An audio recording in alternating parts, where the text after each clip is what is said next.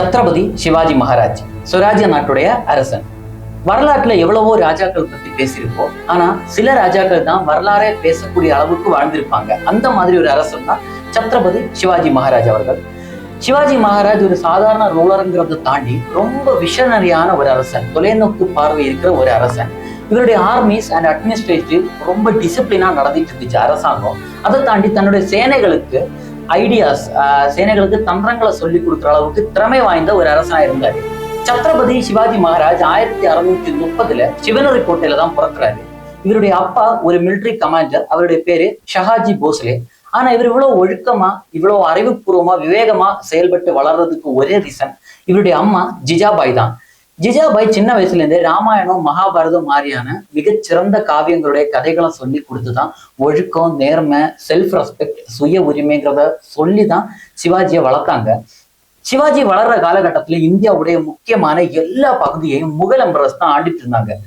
Mughal empress ஆண்டிட்டு இருந்தப்போ அதோடைய மெயினான அரசன் அவுரங்கசீப். ஸோ இந்த ஒரு அட்மாஸ்பியர்ல வளர்ந்ததாலே இவர் ரொம்ப விஷனரியா வளர்ந்தாரு சின்ன வயசுலயே. சிவாஜி என்னதான் ஒரு மராத்தியனா இருந்தாலும் மராத்தியர்களுக்கே உட்பட்ட மாதிரி ஒரு நேர்மை அவருக்குள்ளாடி இருந்துச்சு. அந்த செட்டப்ல தான் அவர் வளர்ந்தாரு. தன்னுடைய 16வது வயசுல டோர்மா கோட்டைய சிவாஜி கைப்பற்றினார், போர் செஞ்சு. இது ஒரு சாதாரணமான வெற்றியா மக்களுக்கு பார்க்கல. என்னன்னா இவர்கிட்ட மிலிட்ரி ரொம்ப சின்னதா தான் இருந்துச்சு, சேனைகள் சின்னதா இருந்தாலும் இவர் அந்த டெரைனுக்கு எந்த மாதிரி போர், எந்த மாதிரி ஸ்ட்ரக்சர் நம்ம பண்ணணும், அந்த அளவுக்கு அந்த சின்ன வயசுலயே வியூகங்களை வகுத்து பெரிய பெரிய சேனைகளை கவுத்தாருன்னு சொல்லணும். இதனாலேயே அவர் ரொம்ப பேசப்பட்டாரு. ஒரு கட்டத்துக்கு அப்புறமா இவருடைய லெகசி 8 திக்கும் பரவ ஆரம்பிச்சிருச்சு. அப்போ பிஜாப்பூருடைய அரசன் என்ன பண்றாருன்னா அவருடைய மெயின் ஜெனரலான அப்சல் கானை ஒரு படையோட அனுப்புறாங்க. அப்சல் கான் ஒரு மிகப்பெரிய படையோட வராரு. அவர் வந்ததும் டைரக்டா அட்டாக் பண்ணல. அவர் என்ன பண்ணாருன்னா சிவாஜியை ப்ரோவோக் பண்ணாரு. சிவாஜியை உசுப்பேத்தலான்னு சொல்லி அவருடைய கோவில்களை இடிக்க ஆரம்பிச்சாரு. அவரை டைரக்டா சவால் விட ஆரம்பிச்சாரு. சிவாஜி எப்படி அதை மெச்சூரா ஹேண்டில் பண்ணாருன்னா தன்னுடைய ஈகோவை தலைக்கே ஏத்தல. எல்லா விஷயங்கள் அவர் சொல்றது, அவர் ப்ரோவோக் பண்ணதையும் கேட்டுட்டு அமைதியா விவேகமா செயல்படுறதுக்காக முனைந்தாரு. ஸோ இதனாலதான் இதை வச்சுதான் நம்ம சொல்றோம், ஒரு உண்மையான தலைவன் கோபத்தில முடிவுகள் எடுக்க மாட்டான், நிதானமா தான் யோசிப்பான். சிவாஜி அந்த மாதிரி ஒரு தலைவன். இப்போ அப்சல் கான் கிட்டதான் மிகப்பெரிய படை இருக்கு சிவாஜியை கம்பேர் பண்ணும்போது. பட் போர் நடந்துச்சுன்னா பேரழிவு எல்லா பாகத்திலயும் நடக்கும். ஸோ எப்படி பெரும் அழிவை தடுத்து இவனை முடிக்கலான்னு சிவாஜி பிளான் போட்டுட்டு தான் இருந்தாரு. அந்த நேரத்துல என்னதான் அப்சல் கான் வாயில வர்றதெல்லாம் பேசினாலும் அவரு கொஞ்சம் மூலக்காரன் தான் சொல்லணும். ஏன்னா சிவாஜியுடைய வீரத்தை பத்தியும் நேர்மையை பத்தியும் இவர் எந்த அளவுக்கு புத்திசாலியான ஆளுங்கிறத பத்தியும் நல்லா தெரிஞ்சு வச்சிருந்தாரு. ஸோ இவரை சரி என்னுடைய கோட்டைக்கு வாங்க, நான் உங்ககிட்ட ஒப்பந்தம் நம்ம பேசி இதை முடிவு பண்ணலான்னு கூப்பிடுறாரு. ஸோ என்னடா இவன் இவ்வளவு நாள் இப்படி பண்ணிட்டு இருந்தவன் திடீர்னு ஒப்பந்தத்துக்கு கூப்பிடுறானேன்னு சிவாஜி சாதாரணமான ஒரு ஆள் கிடையாது இந்த மாதிரி டிராப்ல போய் விழுறதுக்கு.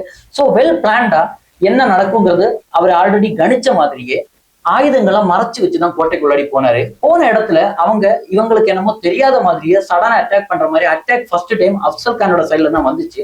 சிவாஜி என்ன பண்றாருன்னா மறுபடியும் அட்டாக் பண்ணி இவருடைய பாகத்துல இருந்து அட்டாக் பண்ண ஆரம்பிக்கிறாரு. அப்சல் கான் மண்ணுக்குள்ளாடி மடிஞ்சான்னு சொல்லணும். சிவாஜியுடைய மிகப்பெரிய சேனை அப்சல் கானுடைய பிஜாப்பூரோட மிக பிரம்மாண்டமான சேனையை அழிச்சிடுச்சுன்னு சொல்லணும். அந்த அளவுக்கு வியூகங்களை வெளியே வகுத்து கொடுத்துட்டு தான் உள்ள வந்தாரு. அவருடைய லெகசி 8 திக்கும் மீண்டும் பெருசா பரவ ஆரம்பிச்சிருச்சு. இவருக்கு சப்போர்ட்டும் ப்ரொடெக்ஷனும் எல்லா நாட்டுல இருந்தும் கொடுக்க ஆரம்பிச்சாங்க. நான் சொன்னேன் ஆல்ரெடி, அவுரங்கசீப் தான் முகல் எம்பரஸ் அந்த டைம் ஆடிட்டு இருந்ததால யாராலையுமே சிவாஜிக்கு டைரக்டா சப்போர்ட் பண்ண முடியாது. டைரக்டா சப்போர்ட் பண்ணாங்கன்னா ஒருவேளை அவங்களுடைய அழிவும் அதை விட பெருசா இருக்கும். அவுரங்கசீப் அவ்வளவு கொடூரமான ஒரு அரசன்னு சொல்லணும்.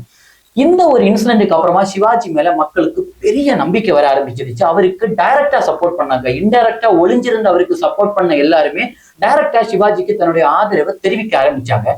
1674 ராய்காட்ல வச்சு சிவாஜி சத்ரபதிங்கிற பட்டம் அவருக்கு கிடைக்க ஆரம்பிச்சது. மகாராஜ் சத்ரபதி சிவாஜின்னு அவரை கூப்பிட ஆரம்பிக்கிறாங்க. இவர் தலைமை வகுத்ததுக்கு அப்புறம் ஃபர்ஸ்ட் பண்ண விஷயம் என்னன்னா 8 மினிஸ்டர்ஸை வச்சு ஒரு அசம்பிளி மாதிரி செட் பண்றாரு. அதுக்கு அஷ்ட பிரதன்ஸ் கவுன்சில்னு பேர் வைக்கிறாரு. அஷ்ட பிரதான் கவுன்சில்னு பேர் வைக்கிறாரு. அதுக்கப்புறமா ஒரு டிசிப்ளினான ஒரு அட்மினிஸ்ட்ரேட்டிவ் ஒரு அரசாங்கத்தை செட் பண்றாரு.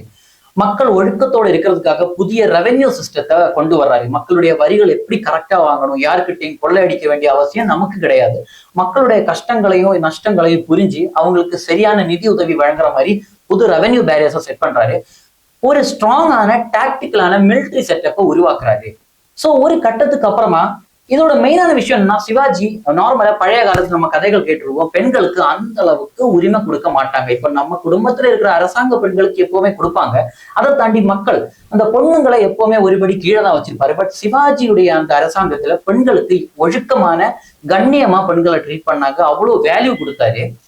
இவர் ஜாதி மதம் இன மொழி வேறுபாடற்ற ஒரு அரசனா இருந்ததால இவருடைய படையில எல்லா மதத்தினரும் சிவாஜிக்காக மண்ணுக்குள்ளாடி உயிரை மாண்டாங்கன்னு தான் சொல்லணும்.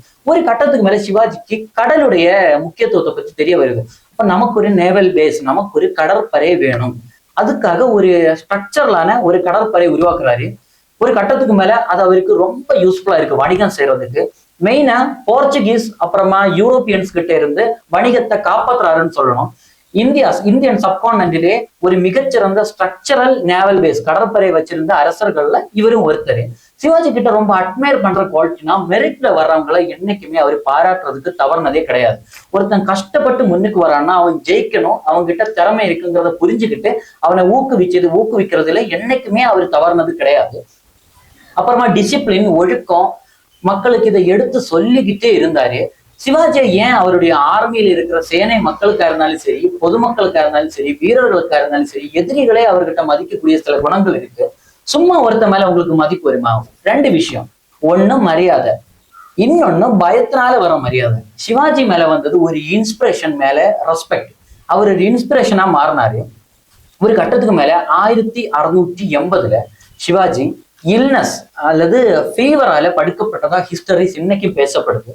அவர் மெதுவா அப்படி படுக்கையிலே அவர் இறந்து போயிட்டாரு. சிவாஜி இறந்ததுக்கு அப்புறமும் அவருடைய லெகசி பெரும் அளவுக்கு இந்த அண்ட சராசரம் முழுக்க பேசப்பட்டுச்சுதான் சொல்றோம்.